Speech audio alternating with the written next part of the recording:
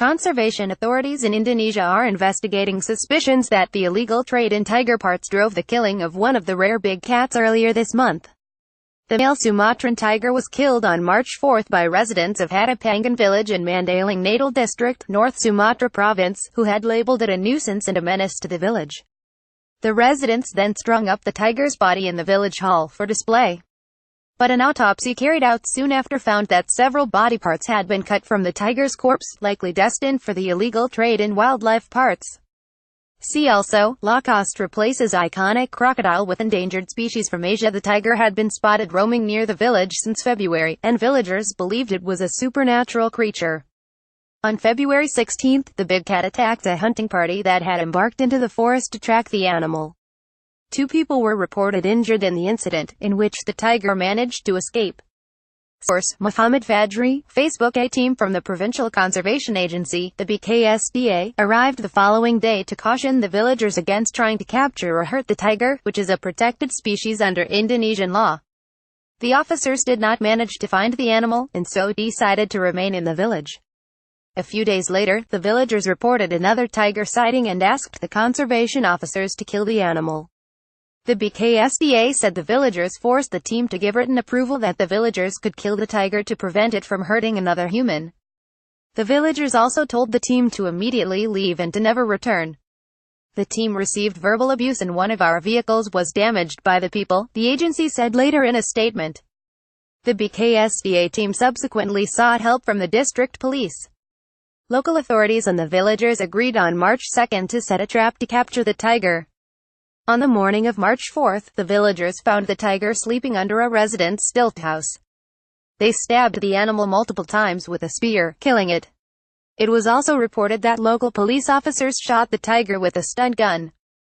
We told the villagers that the tiger is a protected animal, but they didn't like our way of handling the situation, said Hatupangan, head of the North Sumatra BKSDA.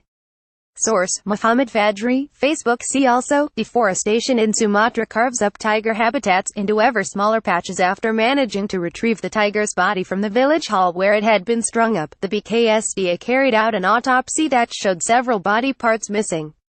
These included a fang, claws, and patches of skin from the head and tail. Hatupangan said her agency was looking into the possibility that the tiger had been killed upon request from traders of wildlife parts. Tiger claws and fangs are highly prized in this illegal trade as symbols of potency and power. Hatupangan said her agency was working on the case with the provincial police. The killing took place a day after global celebrations for the United Nations World Wildlife Day, whose theme this year was Big Cats, Predators Under Threat. It was aimed at bringing attention to the alarming decline in the population of iconic species such as tigers, lions and leopards around the world. Indonesia's Ministry of Environment and Forestry said on March 5 that it would improve efforts to educate residents living near tiger habitats to protect the critically endangered species. The main point is to have everyone agree to protecting wildlife habitat areas, Bambang Hendra Yono, the ministry's Secretary-General, told reporters in Jakarta. It's become an important task for us to maintain the animal's survival. The Sumatran tiger's dwindling population of less than 600 individuals in the wild rates it critically endangered status.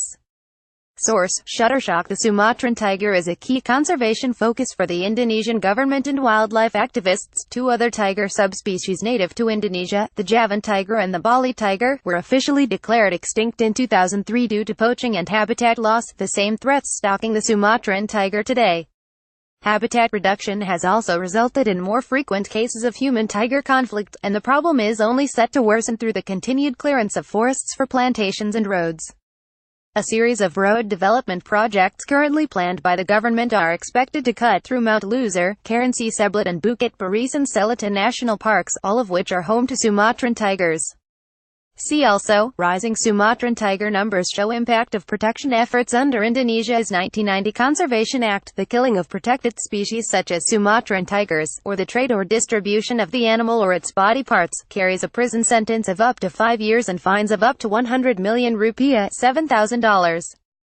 However, the illegal wildlife trade continues to flourish, as law enforcement against poaching is widely perceived as ineffective. Perpetrators are rarely prosecuted, and when they are, they receive token sentences that are far lower than the maximum prescribed punishment.